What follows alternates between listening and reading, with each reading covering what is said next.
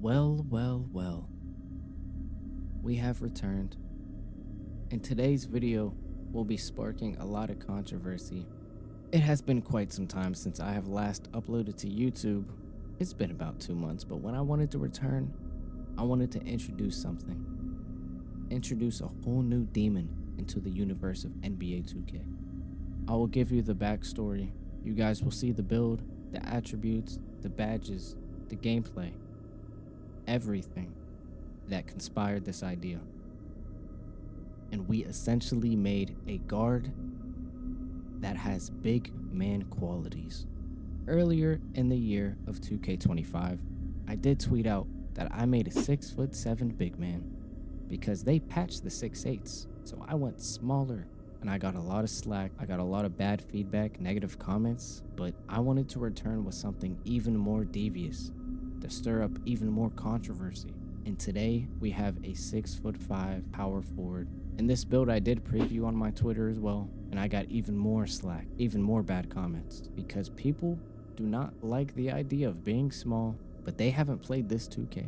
They truly have not studied this game like I did. And to be able to have essentially what is a guard with the big man qualities, I have guarded post scores, but I can handle the ball like a guard, I can pass like a guard, I can dunk like a guard, I can do a lot of things. And you may ask, what is the point of an undersized big in NBA 2K? The purpose is essentially to get the most attributes possible at that certain position with the trade-off of a little bit more skill, right? You need a little bit more skill to use these builds. The smaller you are, the more attributes you get. And luckily, I stumbled upon this. What really happened was I was looking to make a new Russell Westbrook build, but there was something missing. I loved my first one. It was beautiful. But what was missing was the ability to really rebound the ball. And so what I did, I stumbled upon a 6'5" power forward, which allows us to get the most rebounding possible at the height of a smaller guard.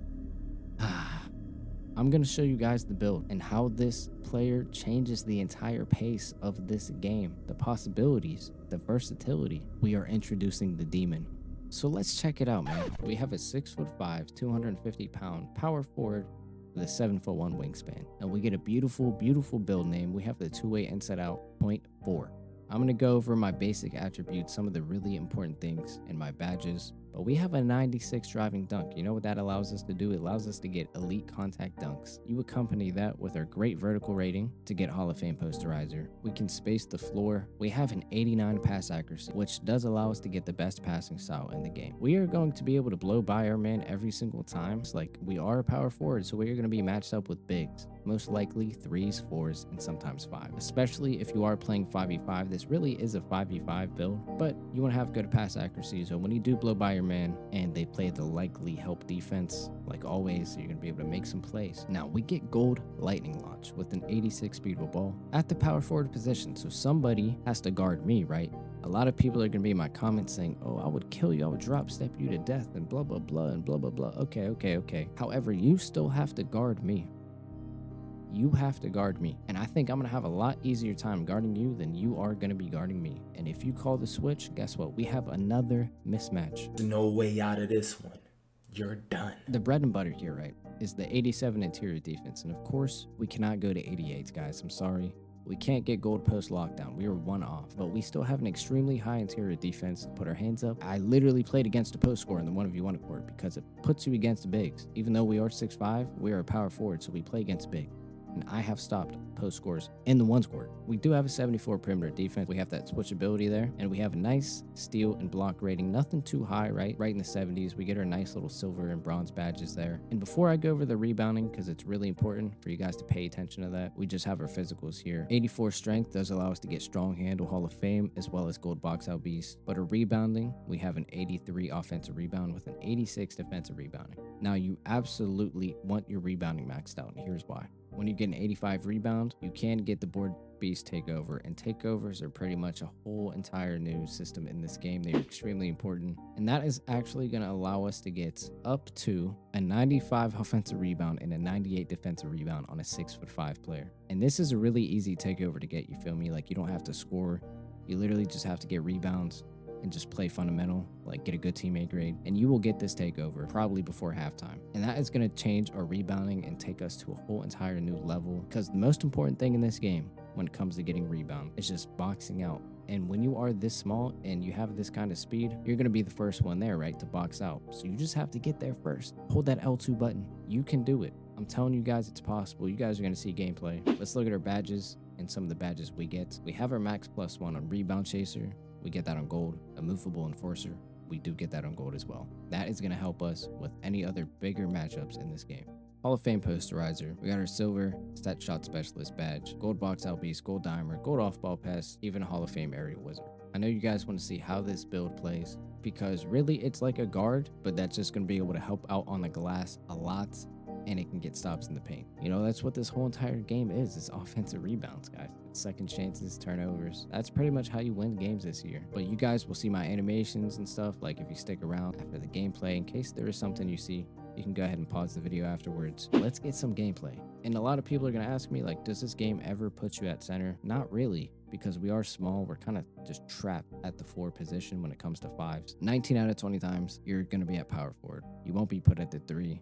Strictly the 4 every single time. And this build's a hassle because your man's going to be running around trying to chase you all game. And you guys are about to see what the beast looks like in action. Now, I feel like 5v5 is the best way to really display a build, you know, because there is less space. You know, everything is position based. So we will see what happens.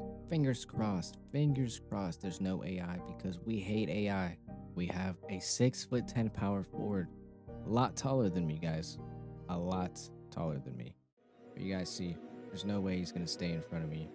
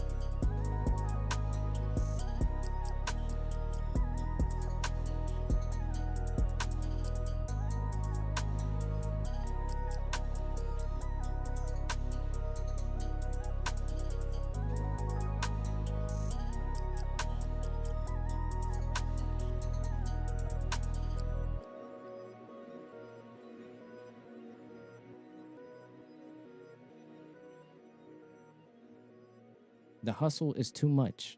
It's too much. I don't care. I'm stat padding. Now, yes, the stats will look a little bit different if I actually played against maybe someone with 90 something rebound, but I didn't. I played against a 6'10 KD build, 25 rebounds, 14 assists, 6'5".